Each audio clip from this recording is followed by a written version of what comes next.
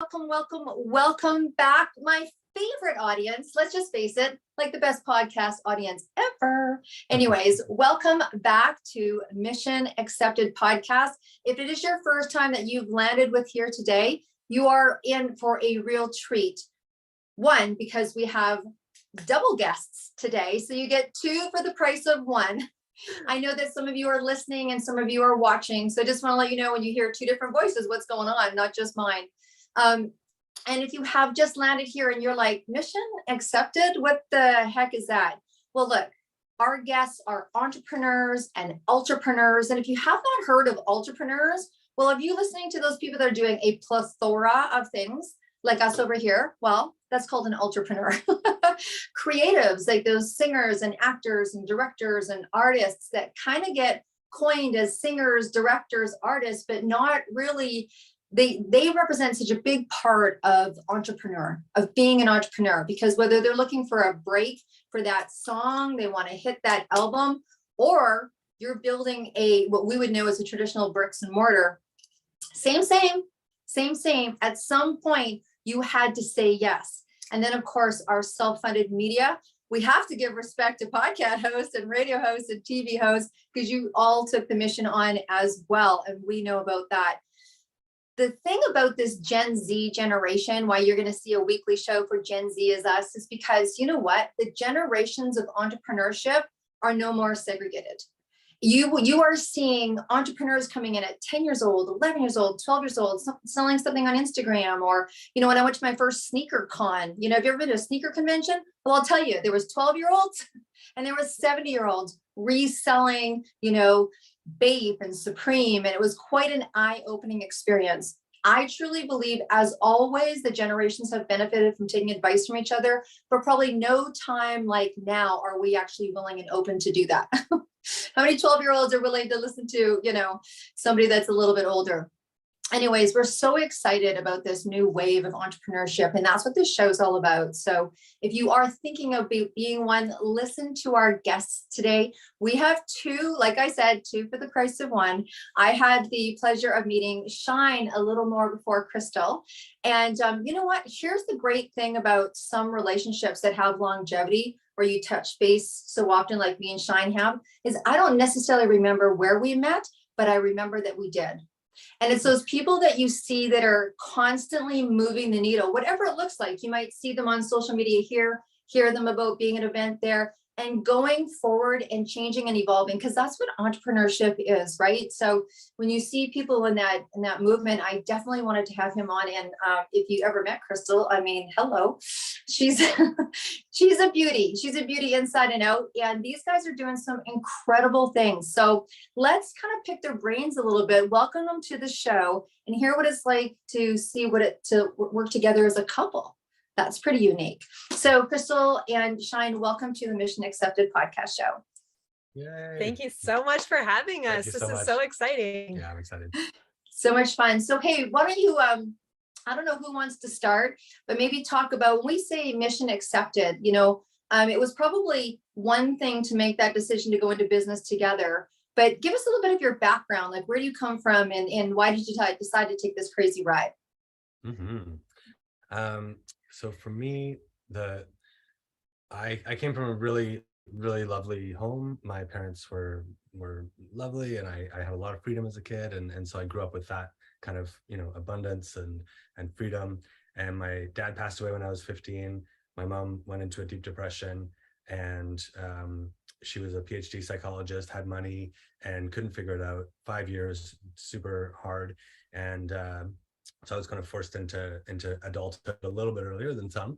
And it wasn't until she found a process that was in the alternative world called The Journey that she actually did a 2-hour session. And she said her depression had lifted and it hasn't come back since.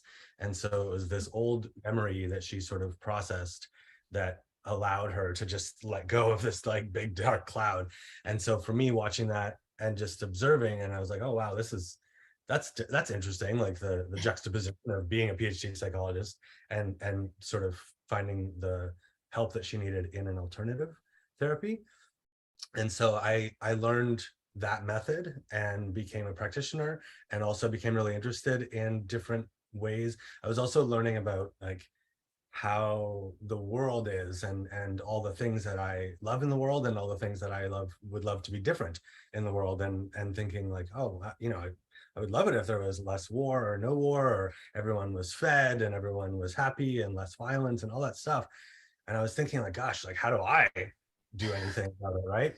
And I began to think like, if everyone in the world was truly happy from the inside out and just overflowing with love and joy, then a lot of those things would just kind of go away on their own, and people would be more inspired for great ideas, for solutions. And I was like, okay, that seems like a worthy mission for my life. And I always felt like I had a mission, something big I wanted to do. And I was like, okay, well, how do I help everyone in the world feel better, or how do I help some people? And I thought of being a life coach and being kind of like a Tony Robbins and like helping people that way. And I thought of, and singing was my passion at the time. I spent a good chunk of my 20s, I guess, singing and writing songs and playing music and sharing kind of uplifting concerts and things. And both of those felt exciting and beautiful, but not quite the level of impact that I envisioned for my life. And looking back, I would have allowed myself to flow from thing to thing more often, and versus trying to like get to the big chunk at the end. But what ended up happening is I ended up kind of starting to get these ideas and these downloads for a new social network and a new way of bringing people together, and like a hub for all the well-being options out there, so that people could find the perfect content or product or service or event or whatever they were looking for. They could sort of find it really easily, and that the creators and the entrepreneurs could find their audiences more easily, and sort of, and I do that naturally. I'm a connector. I love making connections. So yeah, that's the mission I've accepted. That's the mission. So interesting, right? I mean, and when you think about the paths that we take, one could have gone in a variety of different ways, right? I mean, you saw something that helped your mom and you might have went, wow, that's amazing, cool, and just kept going, right?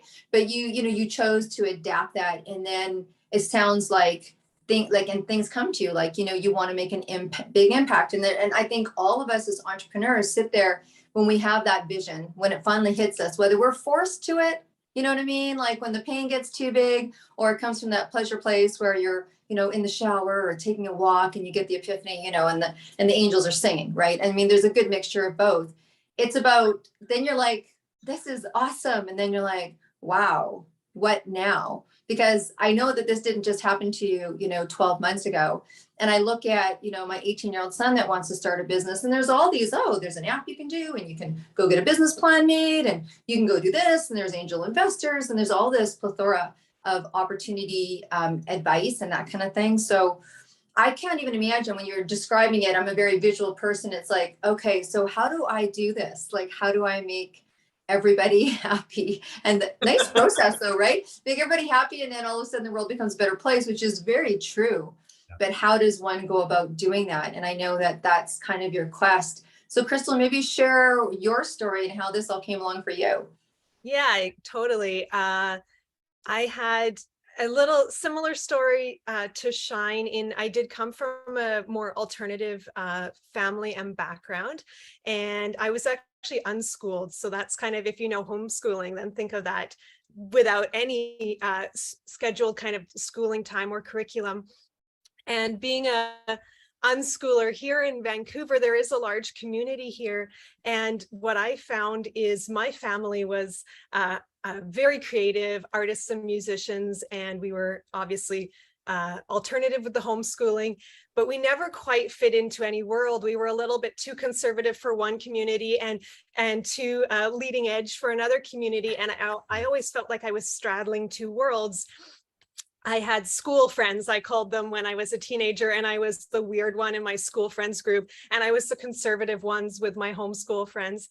And I always felt in between worlds, and a little bit lost and a little bit stuck. And I lost my dad to mental health and suicide when I was a young adult. And that really showed me how, especially when you're in between worlds like my family was, we were definitely the support that was available for that kind of mental health that ended up in suicide was very mainstream or very alternative, and there wasn't anything in between. And my dad wasn't open to the alternatives, so he ended up being in the mainstream, which was not helpful for him and not helpful and supportive for our family. So being someone kind of living through that, and then what kind of supports were available to a family who had lost their dad to suicide, it really showed me that there was a gap. And I know that's one thing that, you know, you can tell your son, and you can tell anyone looking to become an entrepreneur, and you need to fill a gap. And what's the gap that is a pain point for a lot of people? And for me, I really saw this pain point of there's one side and there's the other side, and there is kind of an us and a them. And I felt like I could always see the value in both sides. And I wish you guys would talk to each other. I wish there was more bridges between these worlds. And it's not everything in the medical system is bad and everything in the alternative system is bad. And we need to blend. We need more blended family. So for me, that was always a passion of mine, is how can I blend these worlds? How can I elevate the spiritual world to feel safe and tangible for people who are more maybe business minded, maybe conservative a little bit, wanting something more tangible and more physical? And how can I support the more spiritual, holistic world in feeling a little more grounded and solid, to be present that to a more a community that's looking for something that they can, you know, see and hear and taste and touch and smell.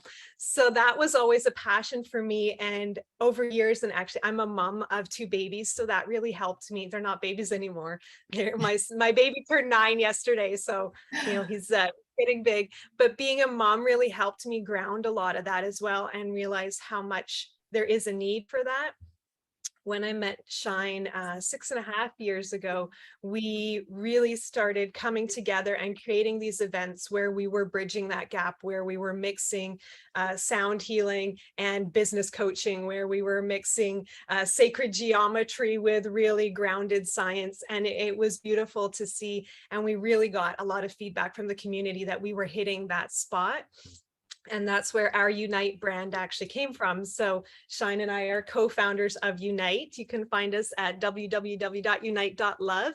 And for us, Unite was that bridge. And that's that saying that we are coming together. We don't need to be us or them. We really are here to share everything that all of us are working on, share these projects, share these missions that we've all taken on, and how can we support each other instead of getting into this, if it's not my way, it has to be the highway kind of energy. So that really inspired us to, once we got that positive feedback from the community that we were filling this need, filling this niche, we kind of continued with that and have moved into the online platform, which is doing the same thing, which is creating a solid, grounded place for the healers and the artists and the musicians and the coaches and everyone who's got something magical to offer, and putting it in one spot so that it is accessible for people, and it is more readily available, and it feels a bit more uniform, where everyone's got a profile and everyone's kind of engaging in a way that feels like, oh,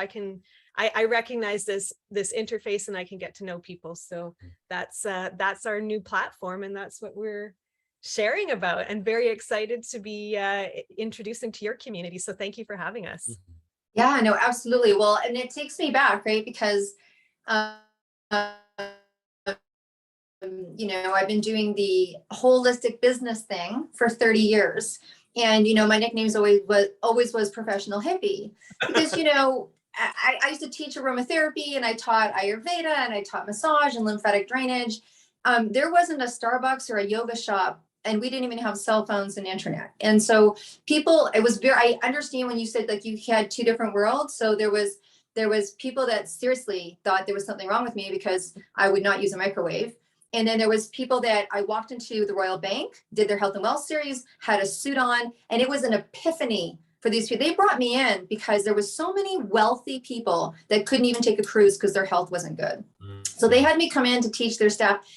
I'm serious when I said it was an epiphany. When I taught them the benefits of lemon water, they were like, it was aghast for them. They were like, all I need to do is put lemon. And I'm like, yeah, that's all you need to do, you know? And honestly, it was groundbreaking. Or why wouldn't you have sugar? And sugar's bad or sugar's good. And I'm like, well, let's just talk about it a little bit. Let's just have this casual conversation. And it was like, I had to wear a suit, and I don't mind wearing suits. I don't mind professional hippie. It totally works for me. But I don't mind going into that. I always say that the universe or God, whatever your idea around that is, has me. I'm like the bank teller to the world. I'm the first person that people see, and then I open up this plethora of, you might not want to eat that. My daughter's like, if you ever want anyone to ruin your fun, talk to my mom. But it was like that groundbreaking edging here and edging there. Or, I mean, I was very much a holistic woman. And then when it's time to have my baby, people would be like, oh, so you're definitely doing a home birth. And I'm like, no, straight up. I have this great relationship with my doctor, and it would almost be insulting not to have it in the hospital. And people were floored. They're, what do you mean? Can't have your baby in a hospital? I'm like, well, you can watch. I'm going to do it. So, it was like the community was like, oh, you can't do that. And then, these people were like, what do you mean you're bringing aromatherapy into the delivery room? And I'm like, oh yeah, I'm bringing my peeps. I'm bringing my stuff, So I totally relate to those two worlds. And I really appreciate the fact that you recognized and saw the gap, because it was there, and it was just about having people have a healthy understanding. They didn't even have to have an agreement. They just had to have an understanding or an acknowledgement that there was two ways to do things. And then of course we all have to grow up and let people have their own way to be. But what a place to be able to host that, and also have a safe place. I think one of the big things in terms of going through business, or whether I'm working with sales teams or whether you're working with people, is just letting them know that there's a safe place for them to land and being able to do what they do without judgment. So that's incredible. Now, look, there's been a whole world of, people. You talked about Tony Robbins, right? And, people, when you think of business, Tony Robbins and Napoleon Hill, and, we went through the Carnegie stage, and then, there's Marianne Williamson and Shakti Gaiwan and Brene Brown and Joe Dispenza and all those guys. And they're really big advocates and true believers that when you have two people in a room, there's a third energy, right? It's that third brain that happens. And a lot of people will relate to that in business as, as the mastermind. So two minds that come together, and then there's an overarching mastermind, and there's another source that comes in to help solve the problem, build the bridge, build the app, create a candle, whatever it is. And I know that you guys have tapped into that as well. And the world calls them masterminds, and I know that everyone does them a little differently. So how are you finding that world? I mean, I do it, and I niche in a certain arena. I'd love to, for us, it's just about top performance for people that just are frustrated in business. What do you guys do with your masterminds, and what was your reasoning for bringing that around in your business? Yeah. So for me, since I was like maybe 20, I've wanted, and I'm such a natural person that people come to share. And I've always had that. Even when I was a teen, I would be the one that my friends would like come to me for their relationship advice or whatever. And I would just listen mostly. I didn't have to say anything, and they just talk and they felt comfortable. And so I've always had that element of being a very empathetic, compassionate, being able to sort of read, hold space, and allow people to share. And so I've always considered being a coach, but it's never felt like the right move, and I've never stepped into that world. And recently, very recently, I go for these walks. I'll wake up in the morning, I'll meditate, and get into what Abraham Hicks calls the receiving mode, where I'll meditate until I start to get these really nice like thoughts that I'm not thinking, that I'm trying not to think. And then I'll just start to receive these thoughts where it's like, oh, like this is nice. Oh, life is good. Oh, I'm blessed. Like whatever it is. And it can be very general. And I'll go for these walks or drives and just kind of amp up the momentum on these positive thoughts. And when I went to see Abraham Hicks, Kristall and I did a cruise with her. Talk about cruises are fun. You definitely get healthy and go on a cruise, man. It's so fun. Went on the Mediterranean cruise with Abraham. And so when I went on that cruise and I talked to Abraham, she said, you've really focused on your business from a lot of different angles, and you've thought about it a lot, and you've brainstormed about it a lot. and what's most important is that you receive about it, and that you get into that receiving mode, and you're allowing kind of your higher self, or whatever you want to call it, to sort of communicate to you. And my vision of that is like, we all have this kind of helper, this higher self who's on a mountain, and we're kind of in bushes and in the forest, and we can't really see everything. We don't know where everything is, but they do. And they can see, like, here's the treasure chest, here's this person, here's this and that, and they can kind of influence, and other people's inner beings can influence them based on what you're doing too. So like, I think that's how synchronicities and like cool things happen.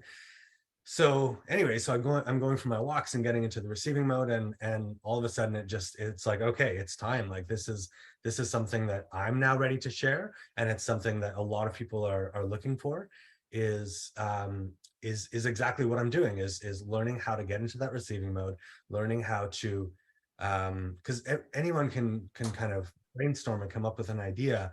And I used to think like, oh, if I just knew what I wanted to do, then I'm good, right? Because then I can just do it. And what I didn't realize is like, that's like step one. Like, there's like, and that's like getting to base camp. Like you figure out which mountain you want to climb, then you got to climb the fucking mountain. It's like, knowing what you want is great, but it's like, it's the beginning. And what's important is being able to actually take the steps every day and be inspired. There's a way to get up Everest that's probably easier than other ways. And you know, you can follow other people, but you can also have intuition. And so anyway, so that's come really clear for me, that, you know, it's time for me to share this wisdom that I've gathered. And I've really, you know, gone through it and tested and tried all these different ways of clearing energy and finding alignment and blah, blah, blah. And I found something that really works for me. And I feel like it's so like foundational to think, if you believe that there is if there is something else out there that has that broader view perspective, why not tap into that? Why not like communicate with it directly and have that guidance step by step of like, oh, you should go this way, not this way, and you should do this, not that. And so that's, for me, the mastermind is going to be about that. It's about creating a space for, we're thinking it's going to be mostly wellness entrepreneurs. So people who have businesses and are wanting to impact the world in a beautiful way. And just, yeah, having time to do one-on-ones in a group setting, kind of like how Abraham does, and share that, and then also have some group time and connection, and, you know, maybe some live events and whatever else kind of gets inspired and whatever the group wants. Maybe bringing in some outside experts and having them share from their perspective and things like that. So that's actually, we're launching that tonight. Yay! That's awesome. That's awesome. You know, there's two words that you said, that is someone who has been an entrepreneur for a long time, who has talked to entrepreneurs for a long time, who has podcasted and interviewed. And every time I hear it now, it's quite loud for me, because I had the same epiphany last May, which I think maybe we'll call the podcast this, but when you said it's time. And when I talk to someone who's been in the trenches, I'm just going to say in the trenches, and, you know, the trenches can be beautiful gardens, by the way, people. But when you're in the trenches and, you know, swimming and what have you, those two words, because, and you guys both talked about music. I didn't realize that you were into music as much as you were. So I'm going to call you guys into supporting and helping with the Walk Across Ireland for the music industry that's happening in 15 months, because it's 10 marathons if you want to kind of trek with us now. But I will tap into your resources. But someone said to me, why are you doing it? I'm like, I heard the words, it's time. And they're like, well, why do you keep doing it? I'm like, I think I've learned enough about life to just do what I'm told. Now, that doesn't happen always. But that's what I feel like when I hear someone. It's the magic that happens when you hear it's time, and then something unfolds. And then that's when I think, whether you want to call it taking on the mission, braving up, trusting source, because honestly, it makes no sense sometimes. I mean, we should talk about that. Like, just sometimes when you get that message, I was standing in the middle of the bridge. I literally looked up and thought, my son's launching a company. I'm launching 4 books. I'm going through a branding change. I got personal stuff going on in my life. And what? I'm going to go do what? I'm going to go do what? Like, I haven't done a marathon for 17 years. I don't know. I wasn't the person working out during the time off that we had, you know, kind of taking care of ourselves. I literally looked up and thought, are you ridiculous? And so I think that it's a certain decision when you get that epiphany. And the people that I know that seem to have an easier way of leaning into that have either been around for a while, have a strong belief in faith, whatever that faith is. They've probably had their butt kicked before. Um, they probably, so Kristall, why don't you share your thoughts on that? But when I hear it's time now, I go, oh, something big coming for you. Uh-oh. Right. I think like you said, people who have been around the block a few times, a little bit seasoned, we do often have a bit more of that willingness to do that leap of faith because we've done it before and it has turned out. And exactly like you said, we have a little bit of that, oh, fuck moment where we're kind of like, what is going on? And I keep running. It's not happening to me, it's happening for me. And here we are. And this I can't see the big picture right now. And like Shine's analogy, like just trusting that there's somebody up there, my higher self, someone guiding me that is actually watching where I'm going, because right now it feels like I'm walking off a cliff. And that's that piece that I love hearing it from you. And I think as entrepreneurs, we get into a little bit of this solo entrepreneur, this trailblazer. I'm the only one. No one else has ever done what I've done. No one else knows what I'm going through.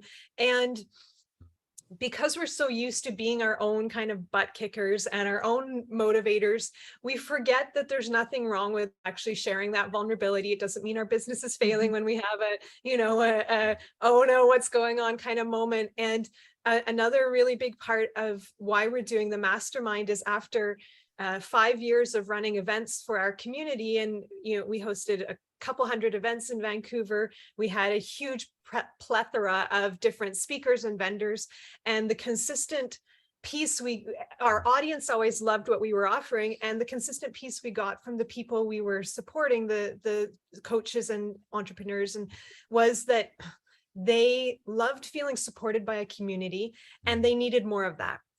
They needed more of a platform to have a voice. They needed more of a supportive community. They just love being around people who get it. I don't have to spend 10 minutes explaining everything. You just walk into a room and everyone gets it. And we don't have that kind of, most of us in this community, we are not sharing one religion. We're not sharing one culture. We're really a big mismatch and mixed match. We're not mismatched. We're perfectly matched. But we're a big melting pot. And I think that leads to a little bit of the isolation and a little bit of the, you won't understand. And through our events, we really found that we all did speak a common language of trusting universe, source, higher self, of wanting to do good for the planet, knowing that it had to start with us, that we cannot, if we do not put our own oxygen mask on first, if we do not take care of ourselves first, we cannot help the community we want to help. And we all had a really strong sense, like Shine said, this calling, this knowing that there must be something more in the world. And I really got this as being a mom and being a single mom for many years. If I don't take care of me, there will be no one left to take care of my kids. And as entrepreneurs, our businesses are the same way. There's nobody left. If you crash and burn, your baby is crashing and burning with you. And we really want this mastermind to be a place. We say that we're here for the luminaries and the leaders and the entrepreneurs, the ones that have a mission to change the world. And let's charge each other up. Let's be there for each other. Let's boost each other up when we're down, be each other's co-parents a little bit, so that we can take a down moment and know that someone else has kind of got our back, and stop feeling like we have to do this on our own, because that's a killer for all of us. Yeah, well, let's talk about that a little bit, because it is very true. I mean, it is true that, there is truth around it is ours, right? And that for most people, it's their main source of revenue, which hits that, if you want to get into the chakras, it gets that core chakra, that first chakra, that foundation that makes us feel safe in terms of finances and footing and being grounded. And then there's whether it's culture or whether it's reality, whether it's really truth, you can't necessarily walk around and going, I'd like to sign this contract this morning, but I woke up 2 hours before the contract thinking, oh my God, I don't know how I'm going to make my rent at the end of the month. Like there's that, and there's that private part that we think we need to keep that to ourselves, right? Or you look at other people that look like they're successful and you're like, there's no way I can tell him, there's no way I can tell her or call and be seen on equal footing, looking for advice or support because they never go through that. And it's like, when we think about it, there's no way it's possibly true. And we hear all the time that we need to be supported, but yet there is a sense of aloneness around it's you and you with your, like, it's like a solo parent. I know what it's like to solo parent as well. When it's you and you with your business, there's something about where it's always supposed to look like it's in growth. It's always supposed to look like it's in momentum. It's always supposed to look like it's making money. And that's just, there's harvest time and there's, planting seeds time. And I think that the more people that say it's okay to, not sure what's going to happen in 2 weeks, but today you're going to go into that meeting and you're going to put your best foot forward and you're going to put your jacket on or your beads on or whatever. And you're going to talk about that business as if it is the multi-million-dollar, company that you want it to be, impacting, people all around the world. So the allowance, right? The allowance to know that that's okay. Yeah. So good. So you know what, before we kind of wrap things up a little bit, because we've talked a lot and I think people would definitely get a lot out of this, maybe share what's it like to do a business together? Yeah, I know. There we go. Okay, Oprah and Ellen, Dr. Phil, let's do this. But no, it's something that people wonder about. They think, is it going to affect our relationship? Is it going to bring us closer together? Is it going to be like, what are some of the things that you've been able to do to navigate, or what, when you went through that decision-making process? Because it's not unusual that people want to work together. But some people are afraid to do that. Maybe. Yeah, I think, all those things you said are true. Yes, it can destroy a relationship. Yes, it can bring you closer together. I feel like working together, it's the same as like having kids or being in any regular relationship. When it's good, it's amazing. When it's bad, it's terrible. And it really is, like you were just saying, when your business is your bread and butter and it's bringing in the money, and if you're having challenges with your business partner and you're not able to separate, if you're having a fight in the relationship and then the business still needs taking care of, there's a lot of growth that needs to happen to be able to separate it enough to still get the things done that need to be done. And what we've really come to, which has really been helpful in the past few years, and it's taken a lot of growth to get there, is really just trusting that this is our baby together. We really both have a huge passion for it.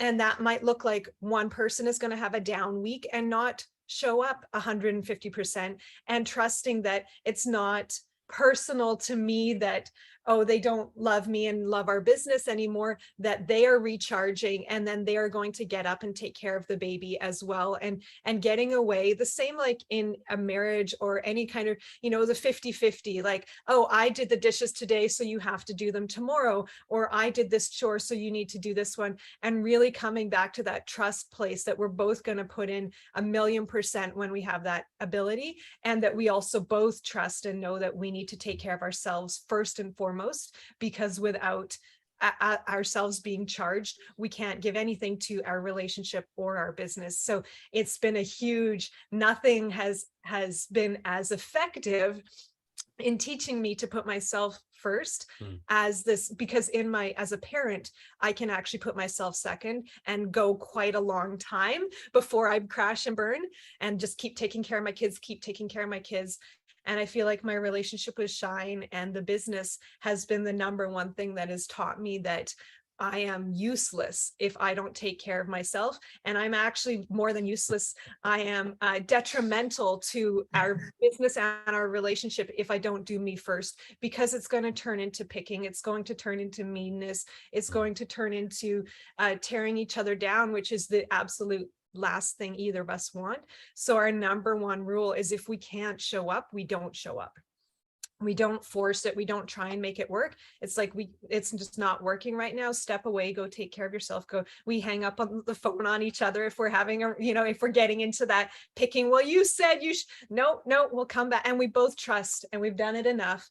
And like he said, that leap of faith earlier, we've both done it enough that we trust that if I give him space, he's going to come back, and he knows that I'll come back. And that's the biggest thing, is don't get into the little stuff, because it will kill your relationship and your business. So don't do it.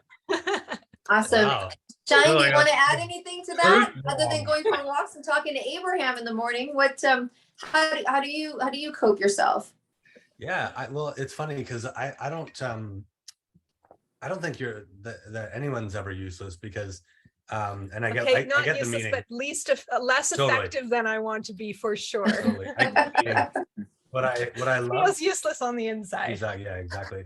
What I love about Abraham is that they really talk about that everything that happens is happening for you, and that the contrast is really, really valuable, and meaning the stuff that you don't want, because it really helps to clarify what you do want. And if you didn't know, then you might then that vision and that idea might not have come, and that the fun of life is going from that place of not knowing and seeing something that you don't want and wanting it to be different, and then taking that ride and then getting there. And I don't know, I mean, I'm guessing it's similar for you both.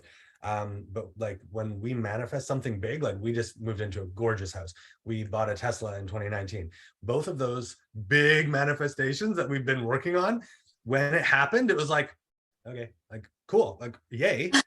But what's next? Like, okay, like, but it was that whole, like, the journey is the fun part. Yeah. Getting it is like, cool, okay, we're here. What are we doing in the house? What's next? So, but like getting to the house was so fun, and we had so many, drives, and we're masterminding, but like there was so much that went into actually creating this house.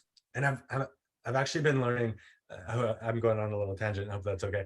I've actually with Abraham there, they talk about like manifestation is not some magical thing where you like it just poofs into existence. It's like there's a treasure map, and you're in the receptive mode, and you're literally following it and making decisions. You're like, okay, this way, not this way, this way, okay, this and this and this. And that's how like this house came about. It's like we could have taken a million other houses. There were so many other ones available. We trusted, we knew that there was one that was perfect for us, that had all these things. And we and sometimes source had to say no to us. Like sometimes there was a house that was available that wasn't the right one, and we were desperate or willing to sacrifice, and they said no. And so like that was a blessing. And so it was just, yeah. Sorry, what were we talking about? Just kidding. No, that's perfect. That's what I love about this podcast. I'm like, it's like sitting on the couch. It's like sitting on the couch and just having, and the one thing that I learned, so my teacher, she's passed over, so bless her. But Dr. Light Miller, and she taught me chakras. She taught me Ayurveda. She taught me a lot about aromatherapy. She said to me, you don't know it unless you can teach it. And so she decided to push me out as a teacher pretty young. I was like, ooh, my wings aren't full.